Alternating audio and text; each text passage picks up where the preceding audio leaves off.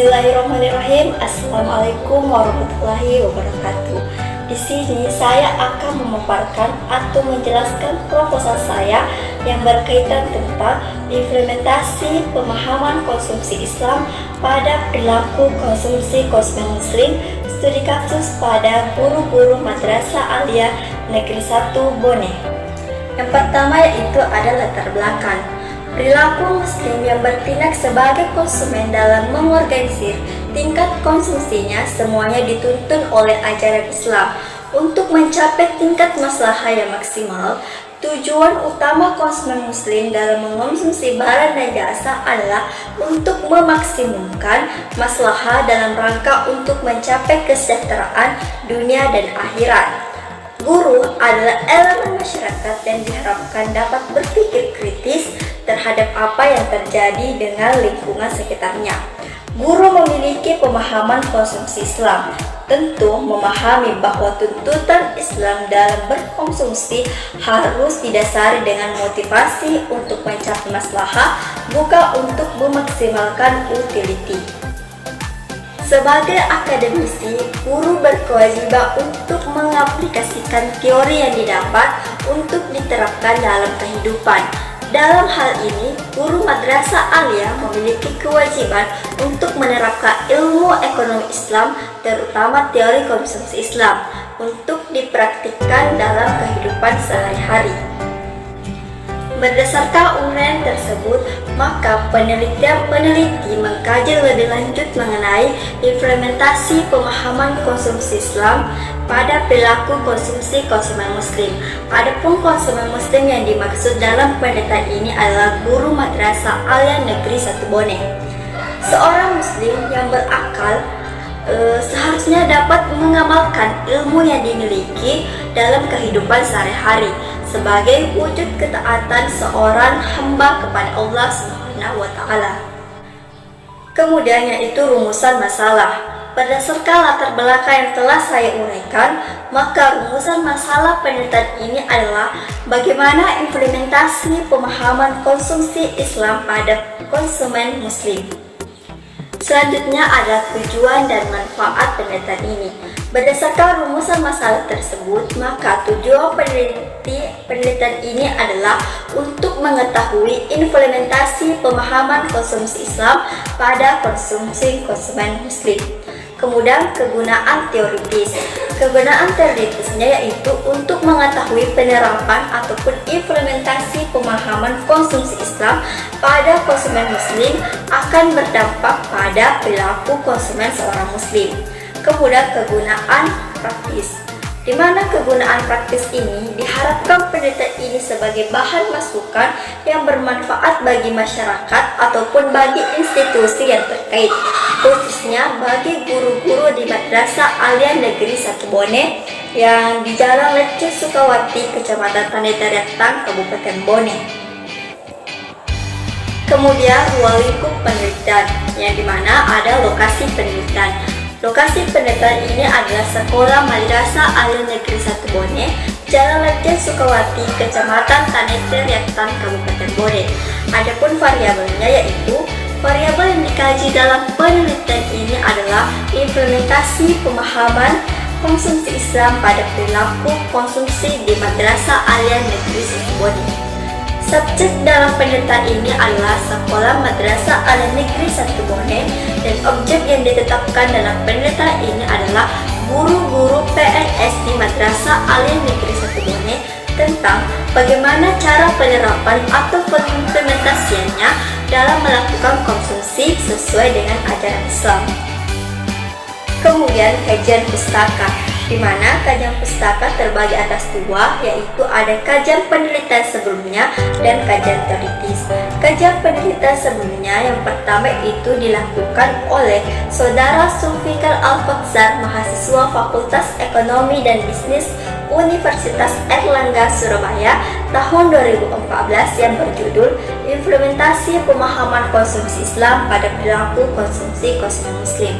Adapun yang kedua yaitu penelitian yang dilakukan oleh Saudara Aulia Rahman dan Muhammad Fitra, mahasiswa UIN Alauddin Makassar tahun 2018 yang berjudul perilaku konsumsi masyarakat dalam perspektif Islam di Kelurahan Barombang, Kota Makassar.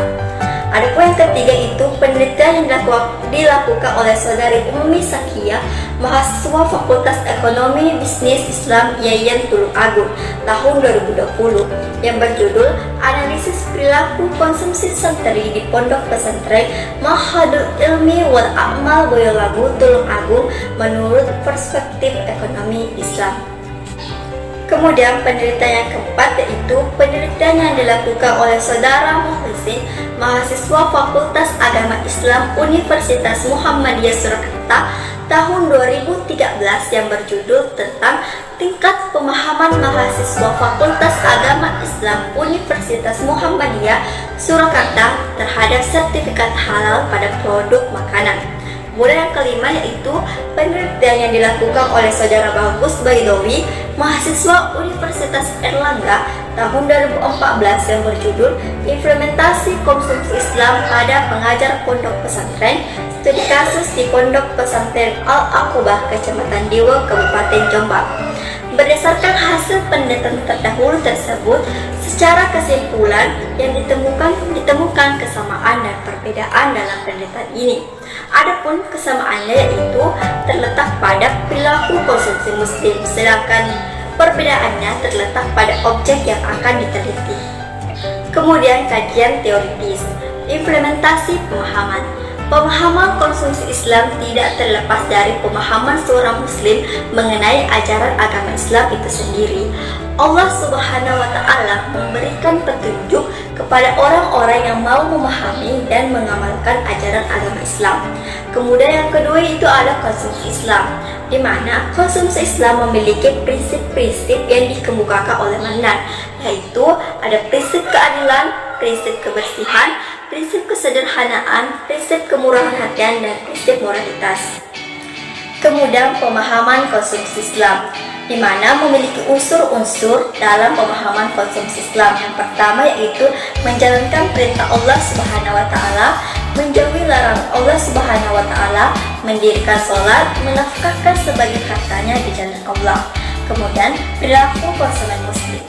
Teori perilaku konsumen muslim sangat berbeda dengan teori perilaku konsumen yang ditemui pada teori perilaku konsumen ekonomi sekuler.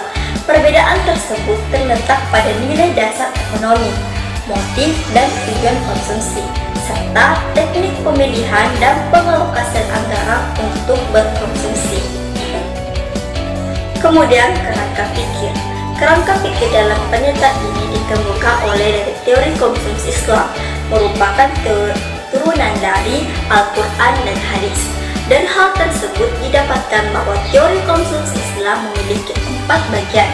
Yang pertama itu berkonsumsi produk yang halal, kedua berkonsumsi yang proporsional, ketiga konsumsi sosial, dan yang terakhir yaitu membuat prioritas kebutuhan.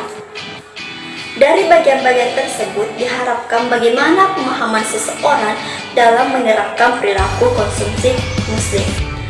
Dari kerangka tersebut dapat dikemukakan bahwa inovasi itu terdiri dari beberapa bagian seperti konsumsi produk halal, berkonsumsi yang proporsional, konsumsi sosial, dan membuat prioritas kebutuhan mempunyai peranan dalam membantu meningkatkan pemahaman konsumsi Islam.